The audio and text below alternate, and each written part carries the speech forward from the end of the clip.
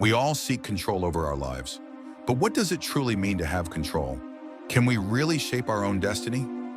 Throughout history, philosophers have delved into this question, offering insights that challenge and inspire us. Today, we're going to explore the philosophy of control, breaking down the complex ideas and bringing them into everyday life. Whether it's controlling our mind, our actions, or the forces around us, this journey will show us how the power to control begins within. Introduction to control as a concept. Control is often seen as the ability to direct our own lives, to make choices that steer us toward a certain future. But when we look closer, control is not as simple as it seems. The ancient Greek philosophers, for example, viewed control as an internal state of mind. They believed true control lies in our ability to regulate our responses to external events, not in trying to manipulate the world around us. In the Stoic tradition, philosophers like Epictetus and Marcus Aurelius taught us that while we cannot control external circumstances, we can control our reactions to them. This is the core of Stoic philosophy. The idea that we should focus on what is within our power, our thoughts, emotions, and actions. The world may be unpredictable, but our response to it is within our control. The duality of control. The quest for control often revolves around two main aspects: control over ourselves and control over the world. The first, internal control, is the practice of mastering our own desires, emotions, and decisions. The second, external control, is the desire to change or influence the world around us. Both have their place, but the balance is key. In Eastern philosophies, such as Buddhism and Taoism, the approach to control is often less about domination and more about alignment. The Taoists, for example, believe in the concept of Wu Wei, or effortless action. This principle teaches that rather than struggling to control every aspect of our lives, we should flow with the natural rhythm of existence, aligning ourselves with the greater forces of the universe.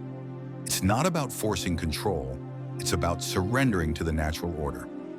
On the other hand, Western traditions, particularly the Cartesian philosophy of Descartes, put a heavy emphasis on the control of the mind.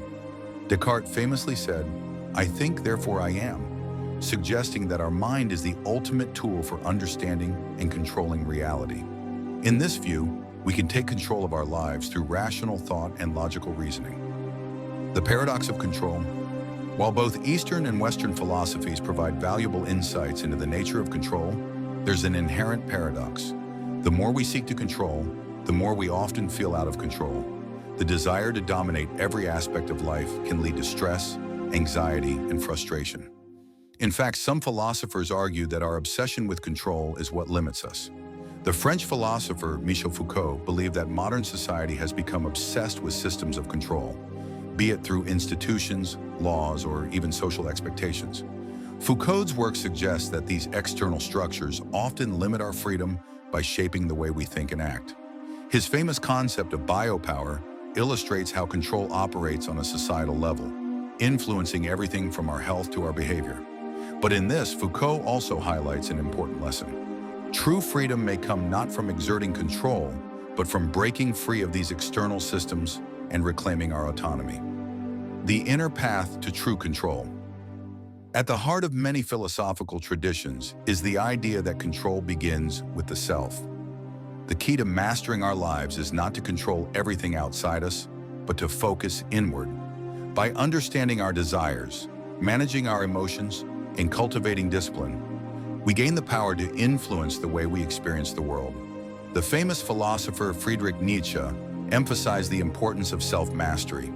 In his work, he spoke of the concept of the Übermensch, or overman, an individual who has transcended societal norms and limitations to live according to their own will. Nietzsche believed that true power comes from overcoming internal struggles and embracing our own unique path. The practice of control in modern life. So what does all of this mean for us today? How can we apply these ancient philosophical teachings to our fast-paced modern lives? First, it means recognizing that we cannot control everything. Life will always throw challenges our way, unexpected events, difficult people, and obstacles we can't foresee.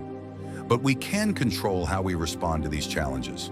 The practice of mindfulness, rooted in both Stoicism and Eastern traditions, can help us stay centered and focused when things go awry. Second, we can learn to let go of the need for constant control. In a world that thrives on constant change, the pursuit of control can be exhausting. Embracing uncertainty and learning to adapt to the flow of life can lead to greater peace and fulfillment. Finally, control comes from within. By cultivating self-awareness, developing inner discipline, and managing our thoughts and emotions, we create a foundation for navigating the external world with wisdom and grace. Conclusion. In the end, the philosophy of control teaches us that true power lies not in controlling everything around us, but in controlling how we react and how we grow.